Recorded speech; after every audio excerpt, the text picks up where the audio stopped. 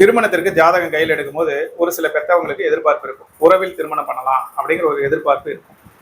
அது ஜாதகத்துல தெரிஞ்சுக்கலாம்னா கண்டிப்பாக தெரிஞ்சுக்கலாம். அது எப்படின்னு அப்படின்னா, அந்த ஜாதகத்துல புதன் அப்படிங்கிறது மாமன் வகையறாவை குறிக்கக்கூடிய கிரகம். அது தாய் மாமனா இருக்கட்டும், இல்லை ஏதோ ஒரு வழியில் மாமன் முறை அப்படிங்கிற உறவை குறிக்கக்கூடிய கிரகம் புதன் பகவான். சந்திரன் அப்படிங்கிறது தாய் சார்ந்த உறவுகளை குறிக்கக்கூடிய கிரகம். சூரியன் அப்படிங்கிறது தகப்பனார் சார்ந்த உறவுகளை குறிக்கக்கூடிய கிரகம். லக்னத்துல இருந்து எண்ணி வரக்கூடிய 4வது ராசி அப்படிங்கிறது எல்லா உறவுகளையும் குறிக்கக்கூடிய இடம்.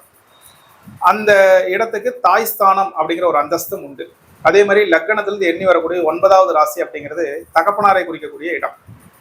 9ஆம் பாவம் அப்படிங்கிறது தகப்பனாருக்குன்னு ஒதுக்கப்பட்ட இடம். இந்த 4 அல்லது 9வது ராசிக்கு புதன் பகவான் உபநட்சத்திரமாக வந்து தான் என்ற நட்சத்திரம் சந்திரனாக இருந்து 3, 7, 11 ராசிகளை தொடர்பு கொண்டார் தாய் வழி உறவில் அந்த நபருக்கு திருமணம் நடக்கிறதுக்கு உண்டான வாய்ப்புகள் மிக அதிகம்.